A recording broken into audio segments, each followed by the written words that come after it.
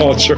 Any belief you have, you're not entitled to it. You have to apologize for it. What he should have said is, here I am fighting these wars for these incompetent politicians who don't know how to use diplomacy. I'm getting all these troops killed, and for what? That's what he should have said. And that would have brought the issue home to the people so that they put some break on this pointless, mindless war that's bankrupting the country.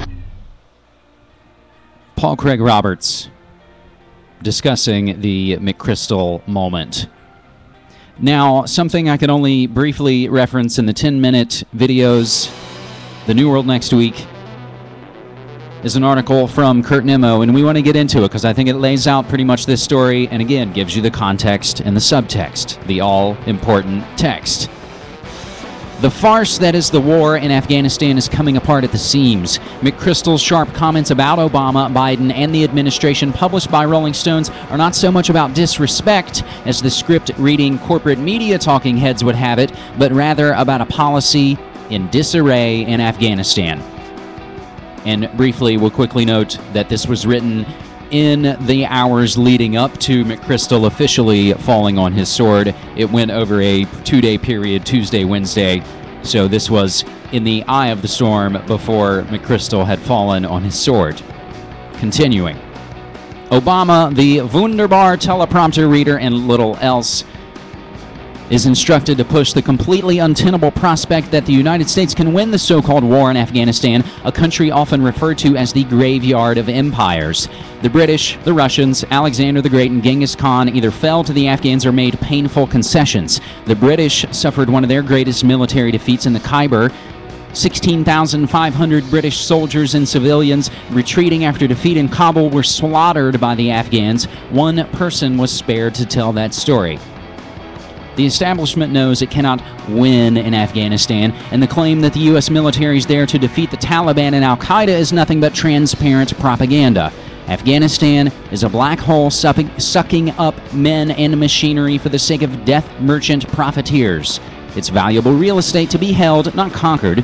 Real estate where opium grows for the sake of CIA off-the-books operating capital funding covert wars against enemies of the global elite. The fantastic profits earned from opium also flood the coffers of the masters of the casino economy on Wall Street. As Catherine Austin Fitts has documented, without this influx of laundered underground and illicit money, Wall Street would have collapsed long ago.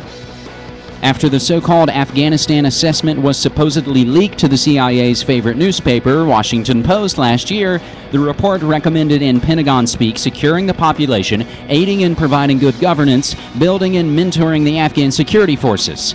McChrystal threatened to resign if he was not provided with resources to accomplish the mission.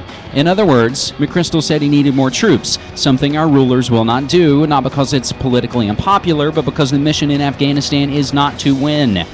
The unstated mission is to chew up men, resources, and a lot of money loaned out by international banksters. The mission is to keep an unwinnable conflict on low heat indefinitely, or at least until the United States collapses from the crushing debt burden. McChrystal made his opinion about the corporatization of the war known in April when he criticized the use of private sector contractors. Quote, "I actually think we would be better to reduce the number of contractors involved," end quote. He suggested increasing the number of troops if necessary or, quote, using a greater number of Afghan contractors or Afghans to help with the mission, according to the Boston Globe. Instead of acting as the CEO of a floundering occupation designed to last forever, McChrystal hinted he would resign. 3 officers at the Pentagon and in Kabul told McClatchy that the McChrystal they know would resign before he'd stand behind a faltering policy that he thought would endanger his forces or the strategy, it was reported last September. Now McChrystal and his boys are making sarcastic and derogatory and even adolescent remarks about Obama and Biden in the presence of Rolling Stone journalists. McChrystal realizes this behavior will likely, and most assuredly did, result in his forced resignation. He's obviously arrived at a decision to publicly express his contempt for Obama and the administration. Contempt for the Chicago Mafia errand boy and accomplished teleprompter reader is now a popular sport, not only in Washington but around the country. He'll likely go down as the most reviled puppet of the ruling elite in modern history. But another marionette awaits behind the curtain. Now, we don't have to agree with every single thing mentioned in there, and we know that Obama is beefing up the troops. There are more troops going in, even possibly to points beyond the previous reviled puppet.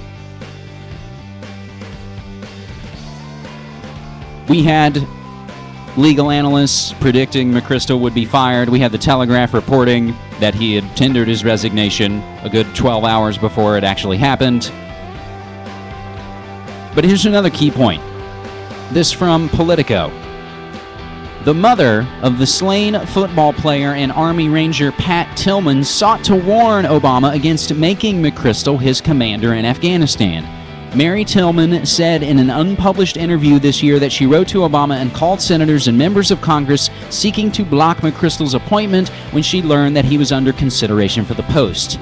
McChrystal has been accused of involvement in covering up the fact that Tillman had been shot by his own comrades, having approved a citation for a posthumous medal that attributed his death to enemy fire, though the general also penned a memo warning the White House against describing the circumstance of Tillman's death for fear of future embarrassment. An official investigation blamed McChrystal for inaccurate and misleading assertions in the formal recommendation of Tillman for a Silver Star. Mary Tillman said she emailed Obama a short letter saying that McChrystal was not what he seemed.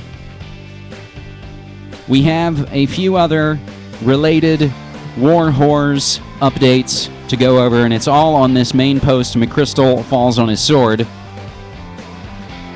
And we'll hit the first one, the big bold one at the top of the updates from the aforementioned CIA's favorite newspaper, the Washington Post. U.S. indirectly paying Afghan warlords as part of security contract. The U.S. military is funding a massive protection racket in Afghanistan, indirectly paying tens of millions of dollars to warlords, corrupt public officials, and the Taliban to ensure safe passage of its supply convoys throughout the country, according to congressional investigators. The security arrangements, part of a $2.16 billion transport contract, violate laws on the use of private contractors as well as Defense Department regulations and dramatically undermine larger U.S. objectives of curtailing corruption and strengthening effective governance. There's that word again, in Afghanistan. All of this came out in a report released late Monday. The Washington Post has the link, warlords.pdf. And on down the related war whores updates list. Alternate.org on the U.S. war addiction, funding enemies to maintain $1 trillion racket. U.S. officials back away from July 2011 Afghan withdrawal deadline. Surprise, surprise. And that's what's swirling around this. So the story gets painted as McChrystal ran off at the mouth and you gotta go. But it's ultimately about the cracks showing massively to the mass amounts of people who are still kind of rubbing their eyes and waking up to maybe what the hell's going on. They tacitly supported it all through the Bush administration, and now somehow some of them think, oh, this just all started under the new puppet. But I think a growing amount of people, again, are rubbing their eyes saying, this didn't just start with Obama. This didn't just start with Bush. This is an ongoing plan. We've seen a lot of the same guys and the families and the bloodlines and the organizations and the think tanks and the roundtable groups. That's what we're getting at. That's what's going on.